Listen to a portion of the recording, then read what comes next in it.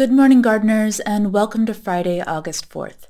My name is Catherine, and I created a show called Good Morning Gardeners, even though I can't grow green things because I am referring to gardening metaphorically. We're planting the seeds for a better day. We're starting our morning by getting in the right mindset to cultivate a better life for ourselves, better communities, and a better world. If you like this video, please give it a thumbs up and subscribe if you'd like to add Good Morning Gardeners to your morning routine. I do my best to wake you up with positive and mentally stimulating ideas, but sometimes I do miss things. If you have something to add to the ideas that I discussed today, please chime in the comment section below. Today's daily Stoic reading, titled No Blame, Just Focus, begins with a quote from Epictetus. You must stop blaming God and not blame any person. You must completely control your desire and shift your avoidance to what lies within your reasoned choice. You must no longer feel anger, resentment, envy, or regret. Nelson Mandela was imprisoned for resistance to the brutal apartheid regime in South Africa for 27 years. For 18 of those years, he had a bucket for a toilet, a hard cot in a small cell, and once a year he was allowed a single visitor for 30 minutes. It was vicious treatment, meant to isolate and break down the prisoners. And yet, despite that, Mandela became a figure of dignity within the prison. Though he was deprived of many things, he still found creative ways to assert his will. As one of his fellow prisoners, Neville Alexander, explained on Frontline, he, Mandela, always made the point, if they say you must run, insist on walking. If they say you must walk fast, insist on walking slowly. That was the whole point. We are going to set the terms. He pretended to jump rope and shadowboxed to stay in shape. He held his head higher than other prisoners, encouraged them when times got tough, and always retained his sense of self-assurance. That self-assurance is yours to claim as well. No matter what happens today, no matter where you find yourself, shift to what lies within your reasoned choices. Ignore, as best you can, the emotions that pop up, which would be so easy to distract yourself with. Don't get emotional, get focused. So this was yet another great one for me right now. Of course, I'm nowhere near in a position as awful as Nelson Mandela was, and it's unlikely that I will have to ever endure that kind of hardship or torture in my life. And to be honest, it feels a bit ridiculous for me to bring up my own struggles after reading that because they just pale in comparison. But I think I am going to go ahead and share since, if it was any of you guys sharing your struggles with me, I would validate them. So basically, it's just been really hard for me to return from vacation. And it usually is hard for me to return from a trip that's any longer than a couple of days. So for this trip, on July 25th, I took a few trains to get into the city of Caen, about 40 minutes from the Normandy coast, where I took it easy, just exploring the city and admiring the architecture for a couple days. Then on the 27th, I took a car out to a hotel on the actual coast. I spent a couple days on the beach and did a wonderful historic tour of the World War II American D-Day landing regions.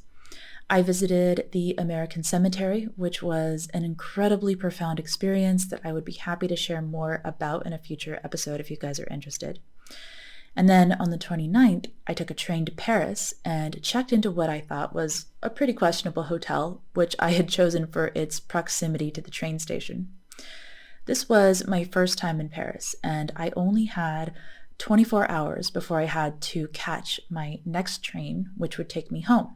So let's just say I did my best to maximize this time. I saw the Eiffel Tower. I saw the Arc de Triomphe. I saw the exterior of the Notre Dame Cathedral, but it was closed for renovations, so I had to content myself with touring the St. Eustace Church. I walked for miles during this brief 24-hour period. And then I had to take multiple trains to get home. And just when I finally thought I could relax at home, I realized there was no food in my house, so I had to go grocery shopping. And then I had to take care of the dog sitter situation that I spoke about on yesterday's episode. And then I had to package an artwork that I had sold shortly before I left. And of course, I needed to do laundry and so on and so forth. I'm sure you can imagine what I was going through, especially if you have ever gone on like a vacation or a trip longer than a week. I'm sure we can all relate. It takes a minute to get back into the groove, and I think that's totally normal and to be expected. So, what I am taking away from the daily Stoic reading today is that I shouldn't waste time blaming myself for not packaging that artwork sooner. And it's no use wallowing in resentment about the difficult situation that the dog sitter put me in. And how futile would it be for me to waste my energy complaining that the people where I live have never even heard of grocery delivery? Okay, maybe that last sentence was kind of a complaint, but give me a break. I mean, I'm human. And I think that there is definitely a time and place to express emotions. But when it comes to getting the work done that we need to get done, I really like the advice given by the authors of the Daily Stoic. Don't get emotional, get focused. And on that note, we are going to focus on Work the System by Sam Carpenter for our learning moment today. Sadly, I still have not finished this book because I didn't take it on vacation with me, but I do want to go ahead and share with you guys this morning the author's moment of epiphany about systems. Sam Carpenter writes, "For 15 years, I carried on like a perpetual motion machine, pounding my small business into some kind of subservient yet mocking submission. But of course, it was tenuous. Everything depended on me, and if I let up for one moment, everything would come crashing down. Then, a few months after my 7-month double shift epic, I hit a brick wall. In my arsenal of last-minute bailout strategies, there was no solution to the looming death blow, my inability to cover even part of an upcoming payroll. My staff would walk out when there were no paychecks, instantly ending Centratel, his business, as our clients raced elsewhere to find another answering service to handle their urgent calls.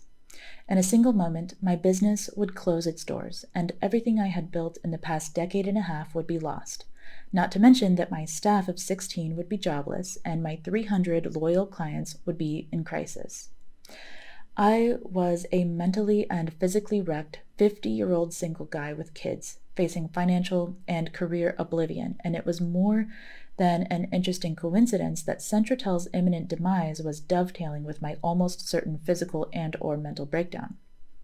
I was desperate, and for the first time, angry, and the doomsday clock was ticking toward midnight.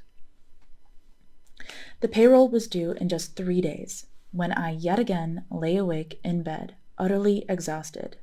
But that night, for the first time ever, I stopped thinking about work details, business philosophies, elaborate theories, or some last-minute divine intervention.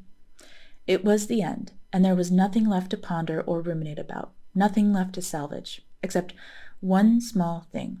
In a last gesture of raw defiance, I could at least end this long, sad epic with some small bit of self-respect. As a final last gasp effort, I would go down in a satisfying blinding flash. This would not end with a whimper. Since everything was lost anyway, why not go a little crazy and seize a last resolute moment of control? This time, there was no salvation, and I lay there in the 3 a.m. darkness reviewing the blinding flash possibilities. I remember feeling a morbid amusement in conjuring up a final death throw. What would it be? But something was odd. In finally giving up, in my utter exhaustion, I was suddenly at peace. How could that be? Then, without coaxing, 2 simple, pragmatic questions emerged out of the blackness. What have I been doing wrong all of these years? And since the end is coming, what is there to lose if I abandon past assumptions and look at my world from a completely different angle? My what is there to lose posture was the catalyst. The certain end of Centratel gave me the freedom to consider anything. No matter how outrageous, any new idea was an option because there was no further possible downside. I had a few more days to stretch into unknown territory and do some experimentation, maybe even relax and have some fun with it, because What did I have to lose? Then, prostrated in bed that night, answers came out of nowhere. I underwent an enlightenment of sorts. It sounds corny, but in my dream state, I rose up and out of the jumble that was my life. I was no longer an integral part of it. Floating upward, just above the chaos, I gazed down at the details of my business, spread out as neatly as individual physical components on display on a tabletop. I was reminded of my grandfather's workbench when he was in the middle of a project. A tool here, a mechanism there, a component over there, all separate from each other, but all essential to whatever it was that he was trying to accomplish. I can still see Grandpa hunched over that workbench, disassembling and assembling. Do you get a sense of where I'm headed with this? From this bird's-eye perspective, it struck me that Centratel was a simple self-contained machine. It was, and is, nothing more than the sum of an assemblage of separate sequential components, answering the phones, sales presentations, payroll preparation, scheduling, handling complaints, etc., each with each protocol executing in a linear fashion whereby one step follows another step until the sequence for that particular process is complete and there is a result. I knew immediately that the rest of my life operated in the same way, as a collection of separate and independent processes, each one functioning in a reliable 1, 2, 3, 4 sequence according to its own construction. Yes, in Centratel there were actual physical components, such as consoles, desks, chairs, copy machines, etc., but these were accessories to the fundamental offerings of the company that had to do with the processes and human-to-human interaction. Late that night, a new, deeper vision of reality gripped me, never to let go. My thoughts raced at lightning speed as I marveled at the simple beauty of it. I understood that my previous view of the world had been wrong. The planet Earth is not a gigantic, amorphous, seething mass of people, objects, and events swirling in disarray. It's a place of order and logic, a place of predictability. The world is a collection of logical systems. Whether those systems produce what we consider good results or bad results is not the point here. For right now, the point I want you to get is the simple mechanical reality of it. So, while I do find Sam Carpenter's writing a bit repetitive, I like the core of his idea here. It's basically that the world does not function according to, whim, chaos, or luck, but rather cause and effect. I've spoken before about the seemingly chaotic nature of the world on this show before, probably when I was speaking about Why Fish Don't Exist by Lulu Miller, which I highly, highly, highly recommend. But I think what Sam is saying in this book is that it's kind of nonsensical to call the world chaotic, since the world is governed by laws. Whether the laws of physics or the science of biology, we can observe that everything functions within the parameters of rules. So with this in mind, I would like to suggest to you this morning that the word chaotic, as we use it, is actually a subjective term used to describe the way the person using that word sees the situation. So if you view your life as chaotic, it might not technically be chaotic, but it might seem too chaotic for you or more chaotic than you would prefer. And if this is the case, the good news is you can change it. This is our feel-good moment for today. We will be going back in to work the system.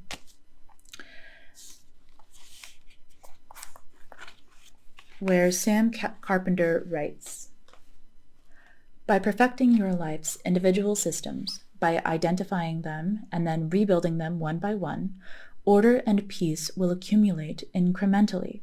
However, the enhancements in these rebuilt systems must be made permanent, or the systems will simply slip back into dysfunction due to random outside influence. In the workplace, permanence happens first by creating written descriptions of how systems are to operate, and second, by getting responsible parties to willingly follow the steps described in the documentation. Third, involved parties must be encouraged and rewarded for constantly improving their systems. Whether an outcome is to your liking or not, the underlying process is performing exactly as constructed. You are not at the mercy of mysterious conspiring forces or the swirling backwash of chaos. If it is in your power, and so much that affects you is in your power, you can fix things. You can make your situation exactly how you want it to be. Without prodding or willing it to happen, I stepped outside my life and rose above it. I looked down, never again to settle back into the quagmire that had been my previous existence. There was nothing airy-fairy about this. The new vantage point was mechanical and logical. I saw that the solution to my business problems did not lie in becoming more proficient at whacking moles. The solution was to find a way to eliminate those moles altogether.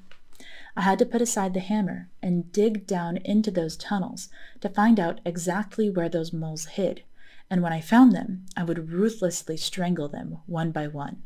Their grinning little furry faces would not deter my genocidal mission, and while I was down there taking care of the mole extermination, I would find a way to prevent any mole relatives from returning later. Ruthless? Yes. Late that night, I understood, way deep down inside, that perfectly executing systems were at play everywhere and all the time, and that imperfection was the anomaly.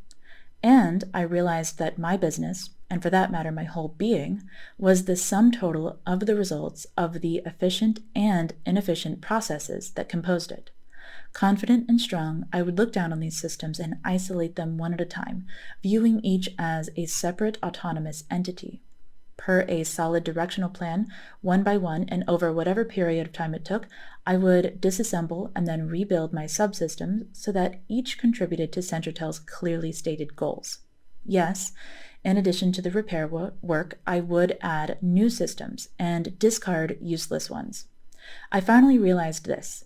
The leader's role is to first see the wheels of the machine and then figure out how to get those wheels turning fast and with maximum efficiency.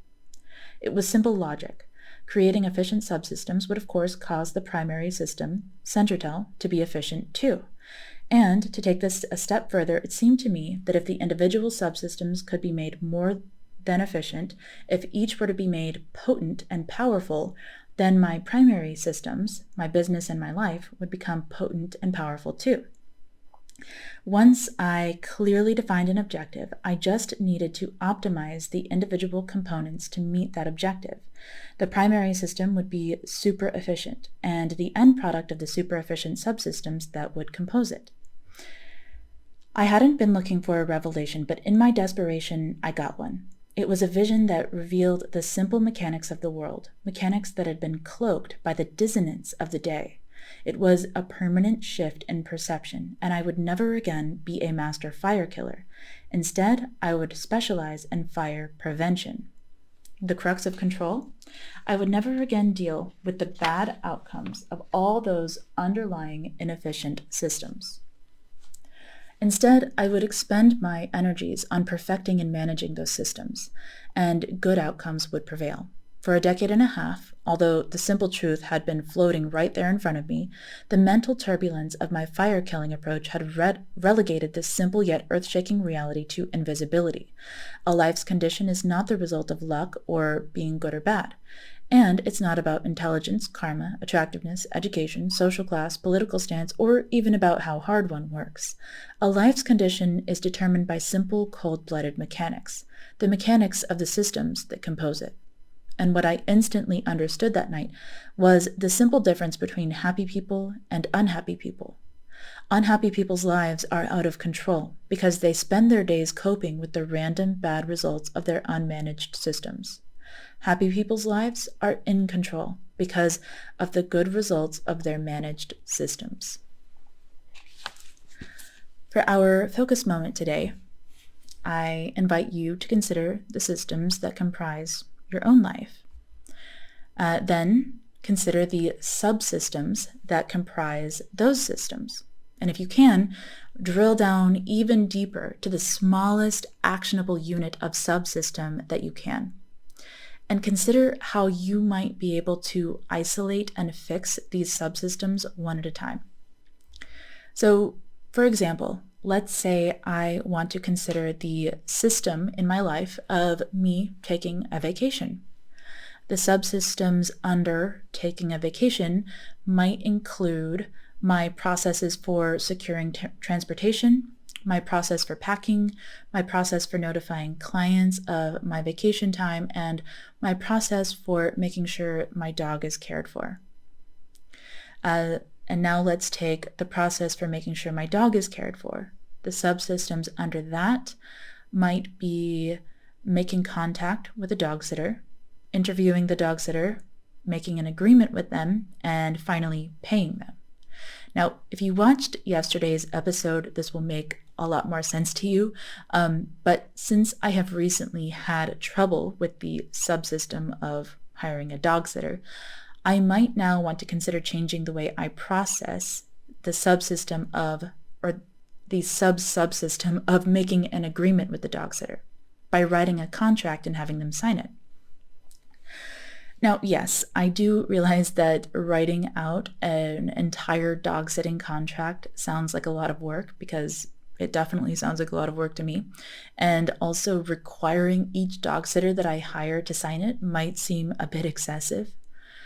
But just for the sake of this argument, consider how much easier my recent experience would have been if I had used a contract that included guidelines for how we would respond if the dog sitter wanted to claim that my dog had ruined something and demand additional compensation.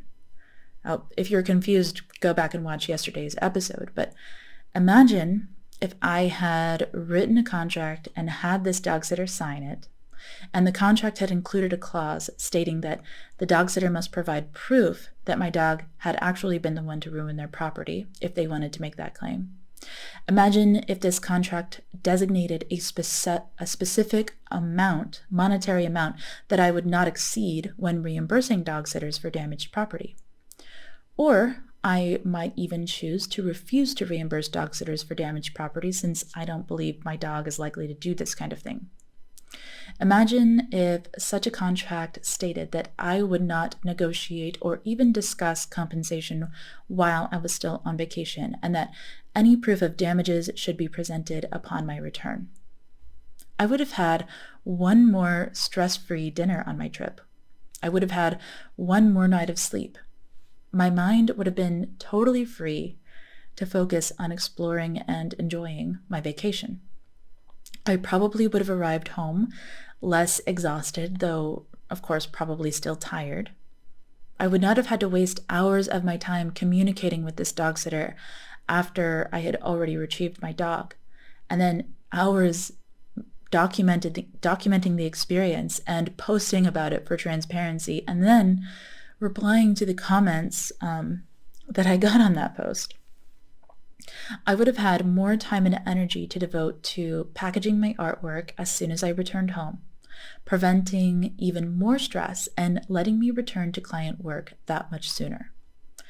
So, of course, this is just one example, and I'm sorry if you're getting tired of me talking about dog sitting, but my intention here is to illustrate the enormous tiny tweaks and changes can have in our lives. Vacation and adventures are fun, and I believe essential, but predictability and rules, guidelines, those kinds of things are what set us free to have those adventures. I hope you found this helpful, and I hope you have a wonderful day. I will speak with you again on Monday.